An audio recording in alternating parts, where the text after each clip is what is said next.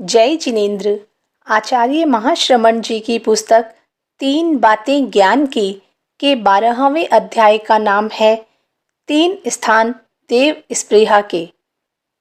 ठाणम आगम के तीसरे अध्याय के 363वें सूत्र में बताया गया है कि देव 3 स्थानों की इच्छा अर्थात स्पृहा करता है। पहला मनुष्य भव की, दूसरा आर्य क्षेत्र में जन्म की एवं तीसरा सुकुल में प्रत्याजाति उत्पन्न होने की। देवगति में पुरुष देवता भी होते हैं और स्त्री देवता भी होते हैं। देवियां मात्र प्रथम 2 देवलोकों तक ही होती है। तीसरे देवलोक से पुरुष रूप में ही देवता पैदा होते हैं।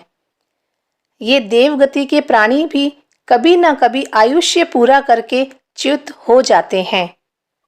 यह नियम है कि देवता मरकर ठीक अगले जन्म में वापस देव नहीं बन सकता, जबकि मनुष्य मरकर ठीक अगले जन्म में वापस मनुष्य बन सकता है।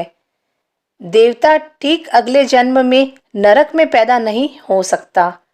देवता आयुष्य पूरा करके मनुष्य अथवा तिर्यंच गति में पैदा होता है। शास्त्रकार ने देवों की मनोस्थिति बताते हुए कहा कि देवता अपने अगले जीवन के संदर्भ में 3 चीजों की इच्छा करते हैं। पहली इच्छा है मुझे मनुष्य गति मिल जाए। दूसरी इच्छा होती है कि मनुष्य जन्म में मुझे आर्य क्षेत्र में जन्म लेने का मौका मिले।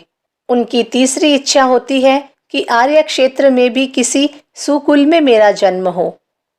प्रश्न होता है कि देवता मनुष्य रूप में पैदा होना क्यों चाहते हैं? पहला कारण है कि देवता के पास 2 ही विकल्प अगले जन्म के लिए होते हैं, मनुष्य या तिर्यंच।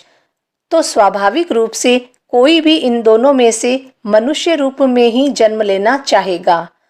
दूसरा, मनुष्य ही ऐसा प्राणी है जिसको यह सौभाग्य प्राप्त है कि उस जन्म के ठीक बाद मोक्ष को प्राप्त कर सकता है। तिर्यंच, देवता और नारक मोक्ष नहीं जा सकते। तिर्यंच ज्यादा से ज्यादा 5वें गुण स्थान तक ही पहुंच सकता है। उच्च कोटि की सारी साधना जो 5वें गुण स्थान से आगे की हो वह मनुष्य ही कर सकता है। अतः देवता मनुष्य जन्म में इच्छा रखते हैं। देवता की दूसरी इच्छा होती है कि मनुष्य जन्म के बाद ऐसे क्षेत्र में जन्म लेने का मौका मिले जहां धर्म की उपलब्धि आसान हो। धर्म की उपलब्धि के लिए अनार्य और आर्य क्षेत्र में आर्य क्षेत्र श्रेष्ठ है, क्योंकि अनार्य क्षेत्र में हिंसा, मांस खाना, लड़ाई झगड़ा सामान्य बात है और आर्य क्षेत्र में अहिंसा प्रधान धार्मिक माहौल रहता है।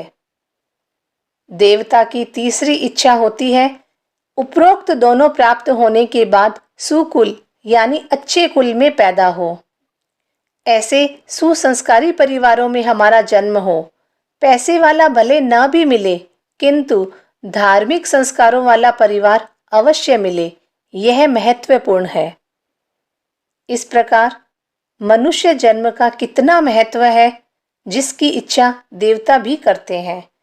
हमें इस जीवन का अच्छा उपयोग करना चाहिए ताकि इस जन्म में अच्छी साधना कर आत्म कल्याण की दृष्टि से आगे बढ़ सकें। ओम अरहम।